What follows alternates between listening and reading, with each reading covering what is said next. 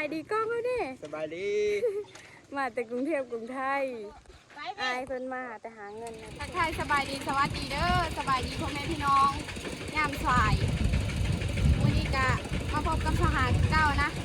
วันนี้ไปเมืองเลยทุกคนเอ้ยไปกับครอบครัวไปลาดเอาอ้ายมาแต่ไทยอ้ายผ่านขึ้นมาแต่ไทยนะอ้ายกกสหานะ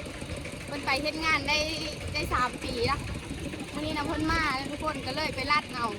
สายแล้วเราไปกันเพราะอย่าไปแต่เช้าผัดที่มีผู้ขับรถเธอก็เลยได้ไปบอกอันที่เคยมาขับรถเธอนี่ทุกคนก็น่าจะรู้จักดีนะนี่ไปนำอีเน่เน่มันก็ไปลาดมือสายบอแย่สบายดีกล้องเนี่ยแล้วกับป้าคอยเมย์สำคัญนะทุกคน คนเยอะป่านนี้คนคือสิฮอดแล้วนะทุกคนเพราะว่าโทรมาตั้งแต่10 โมงแล้วว่าฮอดแล้วคนขายเทินก็หลาย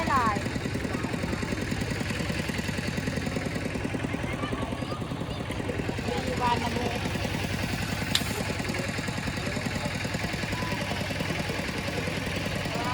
ก็หลายคนขายเทิน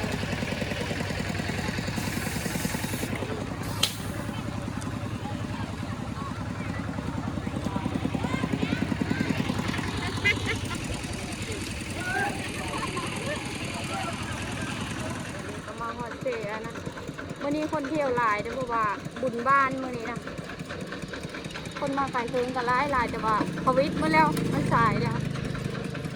แต่ก็ยังอันเที่ยวมาอยู่ดับหน่อย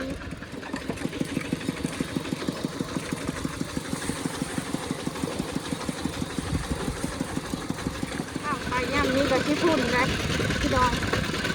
ต้องเสื้อผ้าผิดพลาดกำลังทอดบ้านนาทางน้อยนะตอนนี้ทอดปูอายเพื่อนเอาทอดตั้งแต่หึงนะทุกคนเดี๋ยวตัวเขาขี่รถไถเดี๋ยวจะมันกะตาเนี่ยคันขี่รถจักรเสือทอดตะหึงแล้วเพิ่มคนหลายเดี๋ยวก็เลยได้เอารถไถไปลัดเขานั่งรถแล้วรับได้ตื่นเลยใช่ไหม3 ตื่นละรับได้3 ตื่นแล้วเพื่อนบอกทอดโป้งมันบ้านทำพญาแล้วแต่หมูร้อยลายแต่ละคนมีแต่ขายแต่งเนาะ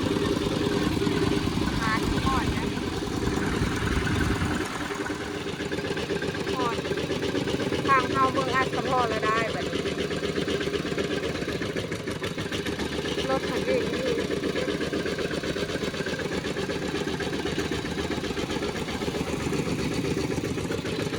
คุณลังไปเมืองลาย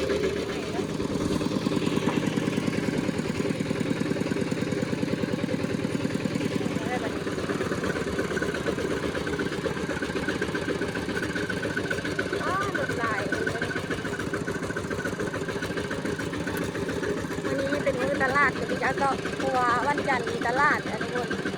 แต่เขาเลิกแต่เช้าพูดอ่ะวันนี้เขามาซื้อเครื่องขายเพราะว่าอยู่บ้านคอยนะมีบุญกองเขาอายคอยโอ้โมเขาลูกสาวค่อยบอลนะโอ้มาแย่มาไล่ดอกมาแย่นี่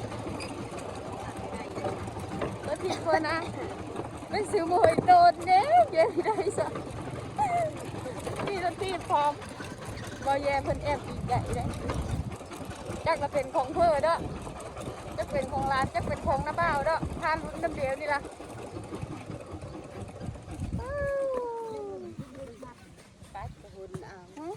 สบายดีกล้องเขาดิสบายดี มาแต่กรุงเทพกรุงไทยอายเพิ่นมาแต่หาเงินนะทุกคน ไปเพื่อนนะ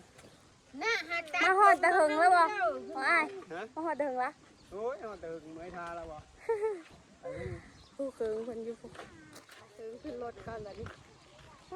กว่าสิมาฮอดเมืองใช้เวลาประมาณ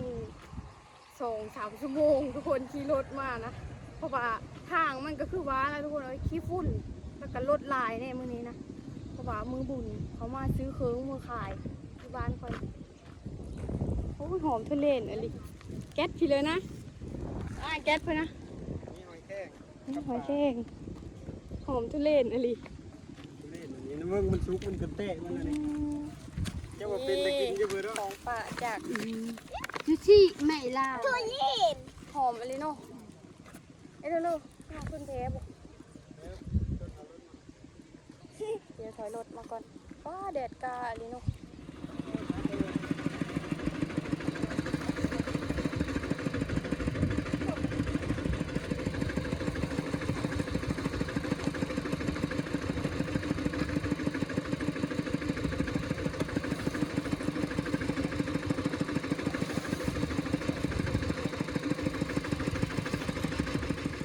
มีรถถีบของมันนี่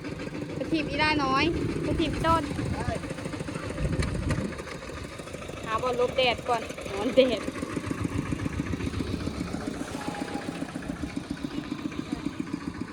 คนมาฮอดตั้งแต่ไอ้ผันเจ้ามาตั้งแต่มื้อเลิกอ่ะมื้อซื่นนี้เนาะมาตั้งแต่วันเสาร์นะคนมินิกาวันจันทร์พอดีได้มื้อมื้อที่3ฮอดก็ฮอดแต่เช้าเจอไปทุกคนเลยเพราะว่าเมื่อคืนนี้เพิ่นนอนอยู่อันมุกดาหารแล้วก็ขี่รถเอามาแต่เช้าพอโทรมาแต่เช้าวันนี้ผัดค่อยไปหาคนขับรถได้กับวิมี่ก็เลยได้ไปบอกเอาพี่เคยเอาตลาดก่อนวันนี้เอาตลาดก่อนหิวข้าวละ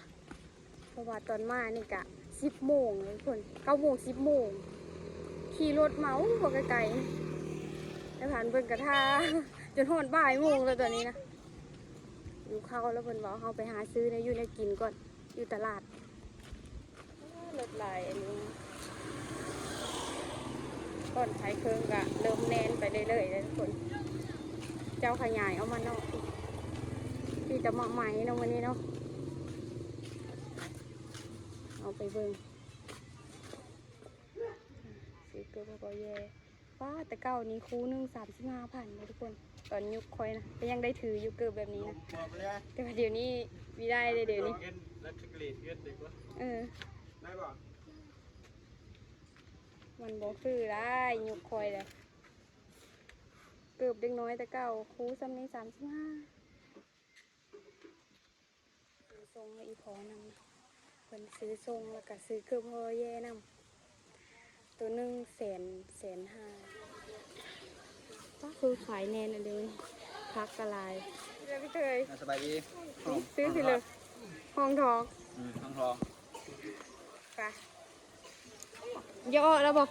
500ปลาเพิ่นกันจักไปทั้งเลิกเพิ่นว่าไปหาซื้อเซอร์ไปเลาะเบิ่งเซอร์ซื้อพักได้เอาพักอันนี้ผงเท่าไหร่อะเติมน้ำปลาเติมเจ้าหนึ่งรถเลยอันนี้ปุ๊บ มีหอยแครงในราเมียเขาปุ่นมือพัน เอาอันพักสลันเท่าไหร่พักสลันเขาต้องเอาไปตามฤดูกาลมัน พุ่ง5เอาสองพุ่งมาพุ่งเดียว พอว่าหลายคนบ่ เอา2 พุ่งก็ได้เอาพุ่งผมเป็น10,00010อันนั้นเอา55เอาแล้วบ่ ยังเอามาขอบเจอแต่งนี่ถุงเท่าไหร่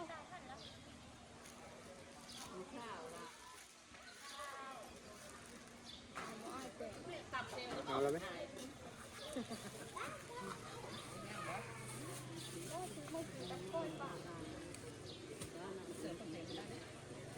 ขอบคุณก่อนทุกคนเลยเพราะว่ามือพันกินกับหอยแครงไอ้ค่อยซื้อหอยแครงเอารุ่น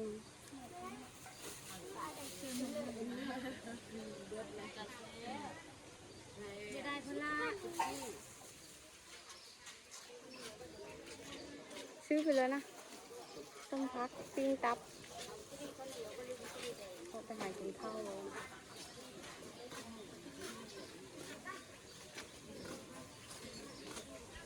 ไปหากินข้าวกันบ้างเชิญเอาค่ะไอ้สำนี้นะนี่แต่เนี่ยคือแพงย่างละ10ย่างละ20ออกก่อนวันนี้จ้ะเอารถแล้วบัดนี้ซื้อแนวกินมากินอยู่รถเพื่อนนี่เลยเพื่อนหิวข้าว มาอย่างละเมื่อทหารนิ่มนี่เมื่อส่งทางนี้ล่ะ เมื่อทางใหม่เลยบัดนี้เลย เมื่อแรงเงิน เอาอยู่หางเลย เลี้ยวซาดบัดนี้เพิ่นจะเบิ่งเฮือนเมย์เพิ่นเลยบัดนี้ทางโค้งเติบได้คันแม่นไล่ซื้อทางเฮาเจ้ะทางเขาซื้อได้ทางนี้อ้อแต่นี่ก็ฮอดบ้านนาถม สารามาดินบุญก้อน เอาอีลามาเลยบ่ เออ เดี๋ยวว่ามื้อนอนพุมื้อแวะเอาแล้วก็มื้อเฮือนเฮาในนั้นบ่ให้กินข้าวก็ไปข้าวนึงเดียว ในผาดงนึงแล้วมีผาพัน วางไงบ่ เจอไก่ค่อยว่าจับไก่เอาข้าวมาบอก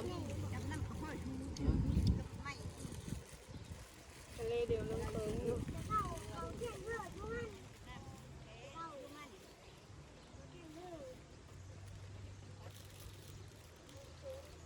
เป็นพักคุณเก่ง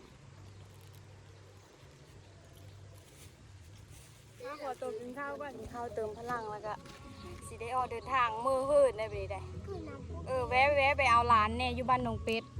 คือสิไปได้ถ่ายแล้วเพราะว่าแบตค่อย2%ตอนนี้กะมาฮอดบ้านแล้วเด้อทุกคนกะพอดีค้ำนะเพราะว่ารถซอกับแบตโทรศัพท์สหาหมดก็เลยไปได้ถ่ายหนทางแบบไปบ้านผีสหาเฮาเบิ่งนะเพราะว่าอันอ้ายสหาน่ะเพิ่นลงมือบ้านเมย์เพิ่นเลยทุกคนมื้อนอนอยู่พุ่นเลยข้าวต้มมื้อต้อนเขาเจ้านะแล้วก็มีได้ถ่ายบรรยากาศแบบภาพที่อันลูกๆเพิ่นเห็นพอนะเพิ่นดีอกดีใจแห้งขนาดทุกคนนี่ก็มาฮอดบ้านฮอดเฮือนสหานะค้ำแล้วแต่ว่าอ้ายสหาอยู่บ้านหนองเป็ดพุ่นเพิ่นมีได้มานำประมาณ 4-5 มื้อเพิ่นจังมานำแล้วทุกคนตอนนี้ก็ว่าสิลงบุญได้